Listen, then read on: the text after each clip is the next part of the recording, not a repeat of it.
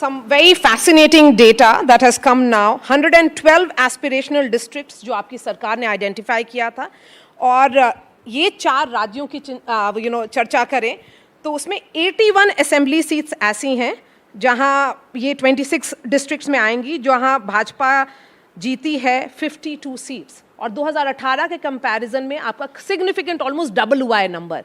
तो ये aspirational district में आपके मंत्रालय का क्या रोल रहा है? मुझे लगता है कि एस्पिरेशनल डिस्ट्रिक्ट को पॉलिटिकल एस्पिरेशन से जोड़ना गलत होगा। जब प्रधानमंत्री जी ने आकांक्षी ज़िलों के बारे में अपनी चिंता व्यक्त की या फिर आकांक्षी ज़िलों को चिन्हित किया, तो उनकी विशेष चिंता महिला और बच्चों की दृष्टि से 2-3 थी।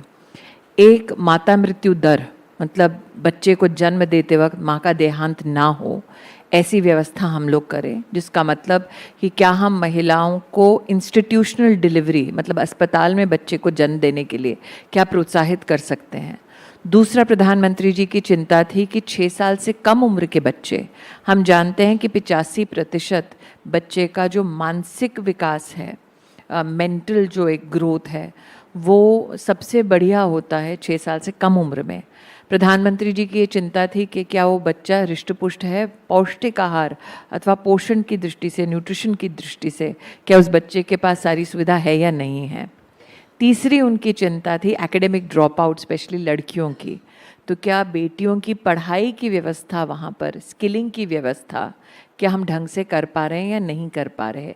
ऐसे कई मानकों पर जो ज़रूरी है एक समुदाय के विकास के लिए, सोशल इंफ्रास्ट्रक्चर को कैसे हम और सुदृढ़ कर सकते हैं, उस दृष्टि से प्रधानमंत्री जी ने आकांक्षी ज़िले हमारे देश में चुने। आकांक्षी ज़िले लोग जैसे बीमारू स्टेट्स कहते थे, उसी प्रकार से एक स्टेट के अंदर ये बीमारू ज़िला हुआ करता था। और अगर आप किसी प्रशासनिक अधिकारी से पूछें तो वो उस ज़िले में अपनी पोस्टिंग को पनिशमेंट पोस्टिंग मानते थे। प्रधानमंत्री जी ने ही literally flipped the entire administrative framework. उन्होंने कहा जो आपका सबसे काबिल ऑफिसर हो, महिला हो या पुरुष हो, आप उनको एस्पिरेशनल डिस्ट्रिक्ट का दायित्व दीजिए। और वो डिस्ट्रिक्ट, उसके अफसरों को ये बता दिया जाता था कि आपको नेशनल बेंचमार्क क्या है, राष्ट्रीय उपलब्धि का स्तर क्या है, या आपके प्रदेश की उपलब्धि का स्तर क्या है, क्या आप उस स्तर तक पहुंचा सकते हैं।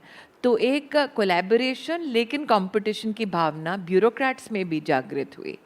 उसमें सिविल सोसाइटी को साथ लिया गया कि अगर आप एनजीओ चलाते हैं किसी विशेष वर्ग के लिए, महिला के लिए, बच्चों के लिए, वृद्धों के लिए, तो क्या आप अपने सिविल सोसाइटी लीडर्स को, थॉट लीडर्स को ज़मीनी स्तर पर प्रशासन के साथ क्या समन्वय में या कोलैबोरेशन में जोड़ सकते हैं।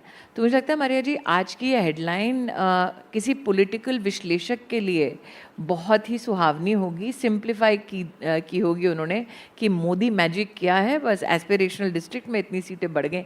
लेकिन मोदी का संकल्प जो है वो विकसित भारत का संकल्प है, और विकसित भारत अगर हम बनाना चाहते हैं तो उसको फाउंडेशनली स्ट्रॉन्ग करना पड़ेगा। और मुझे लगता है आकांक्षी ज़िलों में आज जो हमको परिणाम एडमिनिस्ट्रेटिव और ह्यूमन डेवलपमेंट इंडेक्स की दृष्टि से दिख रहे हैं वो अभूतपूर्व है, वो हमारे देश में कभी दिखे नहीं।